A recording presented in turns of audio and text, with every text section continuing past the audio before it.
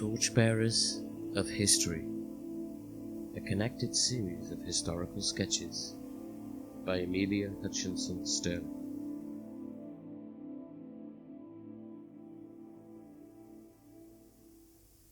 Chapter 11.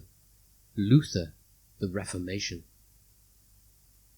At the time when Copernicus was preparing to make public his great discovery, which was to bring about an entire reform in science, Luther had already begun in Germany a reform no less great, the reform of the Church, of religion as was taught and practiced. During the centuries that had passed since the fall of the Western Empire, Rome had gradually risen in power and increased in strength, till she had once more become supreme in Europe. Although what are called the Middle Ages, the Christian countries of Europe were governed by Rome, not from the throne of the emperor, as in the old days, but from the chair of the Pope. It will appear strange to you that the Bishop of Rome should have come to have such great power as to be able to rule great kingdoms simply by his word. But if you consider that he was regarded as the head of the Church and the representative on earth of Christ himself, you will be able to understand it better. In every Christian country of Europe, there were bishops and other clergymen who owed their position they occupied to the Pope, and who were therefore regarded as in a special sense his subjects. These men always kept the Pope informed of everything of importance that went on in the country where they were living, and if he disapproved of anything that took place in any country, he at once sent an order or bull to the king of that country to put a stop to it. If the king ventured, as sometimes happened, to disobey the papal bull, he was excommunicated. That is, he was not allowed to enter a church. No clergyman was permitted to do anything for him. His subjects were not required to obey him, and in short, he was looked upon as a sort of outcast from Christendom. No king, no man, could long endure such a state of things as this.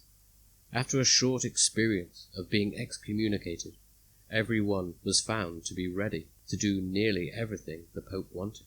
It was in this way that the power of the popes gradually became nearly boundless in Europe. Even if they had always been good men, such power was far too much for any one weak man to possess. But many of the popes were evil, wicked men, fond of pleasure and luxury, who did not shrink from any crime that might enable them to gain their object. So you can well understand that this supremacy of the Pope of Rome was not a good thing for the countries of Europe. If the popes were often wicked men, given up to pleasure and vice, so were many of the priests in the monasteries, which were supposed to be quiet houses to which good men who loved learning could retire from the noisy world to study and meditate in peace. Feasts and revels were sometimes held, and even great crimes were committed. Even before the time which we have now reached, good men had risen up and pointed out these evils and tried to reform them. As early as 1155, a monk called Arnold of Brescia was put to death at Rome for trying to make some reforms in the Church. In the 14th century, our English Wycliffe, who translated the New Testament, spoke out loudly against many of the evil customs among the priests and clergymen, and even against some of the points in the doctrine which they taught. In the beginning of the 15th, two Bohemian reformers, Huss and Jerome of Prague, who had taken up the views of Wycliffe, were burnt to death and their ashes thrown into the river Rhine. And in 1498, when Luther was a boy at school, and Columbus was acting as viceroy in his newly discovered country, the noble monk Savonarola, who had dared to denounce the evils which he saw going on in the Church, suffered the death of a martyr in Florence, the city of the poet Dante. But the man who succeeded in bringing about the Reformation was Martin Luther. Luther was born in 1483, 10 years after Copernicus, at Eisleben, a small town in about the center of Germany. His father was only a poor miner, but he was an intelligent man with an interest in learning. what was very unusual for a man in his position at that time. He had learnt to read and write, and taught his son Martin, who he seems to have intended from the very first to make a scholar. When Martin was about 6 years old, he had learned all his father could teach him, and was then sent to school. As a boy, the future reformer seems to have been bright and intelligent, with a strong will of his own, and a love of fun, and even of mischief. In 1493, when he was not yet 14, his parents, who had several children to keep, could not afford any longer to support him. So he was sent out into the world, with a bag on his back, to seek for more learning from the charity of strangers. In 1497, along with another boy, he set out to walk to the town of Magdeburg, where there was a school for poor boys, kept by Franciscan monks. On the journey, Luther and his friend sometimes stopped at the houses they passed to beg for a piece of bread or shelter for the night. The people were generally kind to the poor travelling scholars. At Magdeburg, and afterward at Eisenach, where he went the following year, the poor boy had to endure the greatest hardship. In order to get food, he was forced to go about the streets singing, and was thankful to accept a morsel of bread at a house door. At last it became so difficult to get enough even to keep life in him, that he had almost made up his mind to give up his hopes of becoming a scholar, and to return home and win an honest livelihood with the spade. When a good woman in Eisenach, called Dame Cotta, took pity on him, and persuaded her husband to allow her to receive the boy into her house. There Luther lived for 3 years, during which he was treated with the greatest kindness, while he worked hard and diligently at his books. In 1501, his father, who was now little better off than he had been, was able, by great self-denial, to send his son to the University of Erfurt, where he took his degree of doctor in 1505. During the last 2 years, he had fallen into a strange melancholy state of mind, caused partly by the sudden death of a friend, who was struck down at the side by the flash of lightning, and partly by a severe illness which he himself had. He was troubled in mind by religious difficulties, thoughts of the wickedness of mankind, and the justice of God haunted him, so that he could not get rest night or day. And at last, in order to get peace of mind, he resolved, much to the disappointment of his father, to enter a monastery.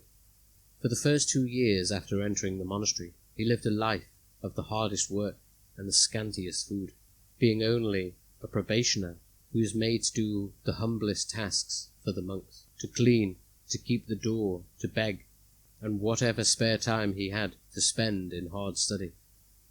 In 1507, he was ordained a priest, and the next year he was appointed professor at the University of Wittenberg.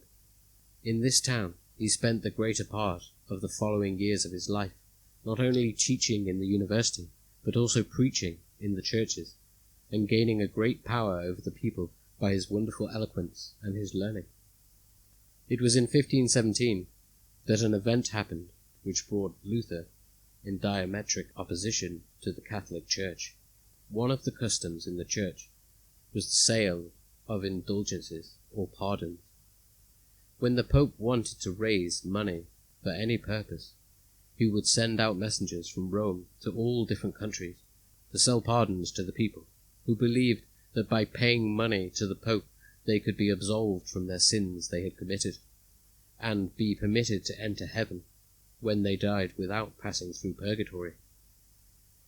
Our English poet Chaucer, who lived more than a century before Luther, about the same time of Wycliffe, describes a pardoner who had come to England with his wallet. Brettful of pardons, come from Rome all hot, and tells us how this man could draw money out of the ignorant people. It was a man of this sort, a monk named Tetzel, who in 1517 came into Germany to collect money for the Pope by selling indulgences. The Pope at the time was Leo X, a man who took great interest in learning and art, and who did a great deal to encourage both. At that time, he wanted money to carry on the building of the magnificent Cathedral of St. Peter's in Rome, and he resolved to raise it by a general sale of indulgences. So legates or messengers were sent into the different countries of Europe. Luther was filled with burning indignation when he heard of this trading, this buying and selling of the church. He had studied the Bible carefully, and he knew well that it was not in the power of the Pope or of any other man either to give up or to sell pardons for sins. Indeed, I cannot help thinking that many other priests and learned men at that time must have understood this too, but they did not have the courage, like Luther, to brave the enormous power of the Pope. Luther boldly stood up in the pulpit of the city church at Wittenberg and preached against the doctrine that men could buy with money pardon of sin, and he afterwards published his sermon. When Tetzel attempted to make a reply, Luther nailed up on the door of the church 95 sentences against indulgences, which were quite unanswerable. These the people read as they went into church, and it helped to open their minds to the folly and sinfulness at the attempting to buy pardon. After this, Luther was summoned before the Cardinal Cajetan, the legate of the Pope of Augsburg, who tried to make him recant, deny what he had said in the pulpit and elsewhere about indulgences. This Luther refused to do, and he defended himself with so much learning and eloquence against all the arguments brought against him, that at last the patience of the cardinal was exhausted, and he ordered him angrily out of his presence. In 1520, the Pope issued a bull of excommunication against Luther. Even this did not prevent the brave monk from preaching and declaring what he believed to be true. On the morning of the 11th of December, 1520, a strange scene took place at the eastern gate of the town of Wittenberg. A crowd of students and of robed professors of the university was gathered round a pile of blazing wood, beside which stood another professor, the monk Luther, his face pale and earnest, with a look of fixed determination upon it. Upon the pile he placed a number of books and papers, and as these burned up, he turned to the group gathered round him, and holding in his hand a document on which they could see the papal seal, he spoke a few calm words. He declared that he knew the danger he was running in doing what he was about to do, but he could not draw back. He could not deny what he had already said and knew what to be true. Then he dropped into the flames the papal bull. The light of the small bonfire shone over the whole of Europe and lit up in the darkness of ignorance in which men had been walking. This was to be the spark of a fire that would spread across Europe. After this, the Pope issued a second bull against Luther, and he was summoned by the Emperor of Germany to appear before a diet or council assembled at Worms, a town in the west of Germany on the river Rhine, in 1521. The Emperor of Germany at that time, Charles V, ruled over the largest empire which had existed in Europe since the time of Charlemagne. His mother Johanna, the daughter of Queen Isabella of Spain, the noble friend of Columbus, and through her Charles had got Spain, Naples, Sicily, and the New World, which Columbus had discovered, while through his father he became heir to Austria and a large part of the Low Countries. 2 years before the Diet of Worms, Charles had been elected Emperor of Germany, but the title did not pass from father to son, but was given to some able and powerful prince who was elected by 7 princes and bishops of Germany. Francis I of France and our own Henry VIII of England were both candidates for the high position at the time it was given to Charles. When the emperor's summons to Luther to appear before him at Worms arrived in Wittenberg, some of Luther's friends advised him not to obey it, even though the emperor had promised him a safe conduct both in going to and coming back from Worms. They reminded him how Hus, the Bohemian reformer, had been granted a safe conduct to Constance, and how, in spite of it, he had been put to death. Luther, however, was quite unmoved by their argument, and set out bravely to answer the summons. On his journey, the people everywhere showed the sympathy which they had felt the views of the great Reformer, and their admiration for his learning and courage, by the kindness with which they welcomed him. When he reached Worms, a great number of his friends flocked out to meet him, and even then tried to persuade him to turn back, but he answered boldly and vehemently, "If there were as many devils in Worms as there are on tiles on a roof of the houses, I would go on." The following day, on the 17th of April, he appeared before the council, a solitary, black-robed monk, confronted by the emperor in all his state, attended by countless dignitaries in splendid robes or brilliant uniforms, bishops and princes, and dukes and barons innumerable. Quite unabashed by all the glitter and splendor before him, Luther stood firm, ready to meet whatever was before him. His books lay on the table at hand. The titles of them were read over to him, and he was asked if he acknowledged having written them. Respectfully, but in a firm voice, he answered that he did. He was then asked if he was willing to retract what he had written. To this he replied that the question was too serious to answer at once, and requested time to consider. He was allowed till the following day, when he was again brought before the Diet, and again asked the question, was he willing to retract what he had written in his books? This time he replied that whatever he had written according to his conscience, and to the teachings of the Scripture as he understood it, and that he could not retract anything in his books unless it was proved to him by Scripture that he was wrong.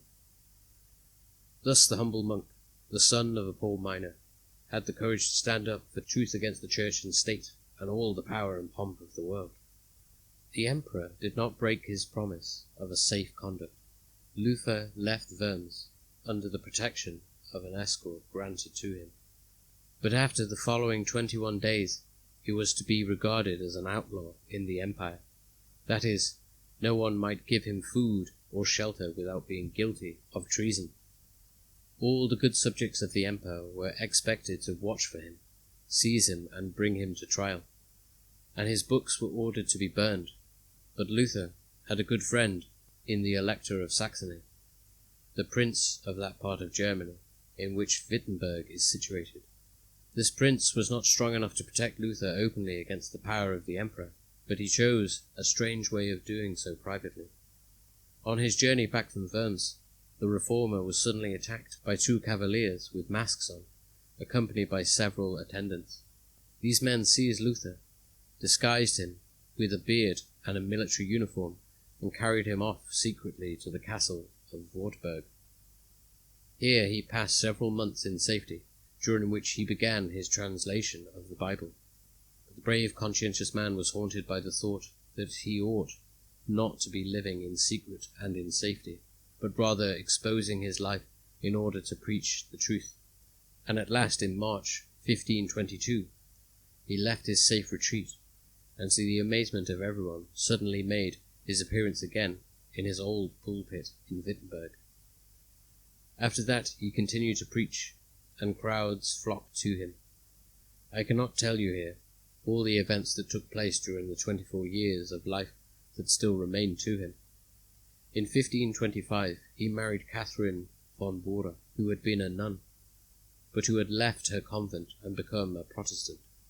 In the Romish Church it was not considered right for a priest to marry, but Luther found nothing against it in the Bible. In 1534 he published his translation of the Bible, which helped people to see and to understand the truth of the gospel for themselves, and increased the numbers of the Protestants. 5 years before the publication of his translation of the Bible, the name Protestant had been given to the followers of Luther in consequence of the protest which presented by 6 Protestant princes at the Diet of Speyer against some proposals of the Roman Catholic party. In 1546, the great Reformer died at Eisleben, the town of his birth, worn out by long years of hard work, writing and preaching and disputing. With him modern history may be said to begin. Henceforth, the The state of the countries of Europe is quite different from what it had been before the Reformation, which he brought about. They were no longer principally under the control of the Church of Rome, as they had been during the long centuries of the Middle Ages. A single monk had brought about a reform of the Church, and had set free the nations of modern Europe from the power of the Roman Catholic Church. Strangely enough, modern history begins with what the classical period ends, the fall of Rome. Though, in one case, it is an emperor, and the other, a pope, who is conquered.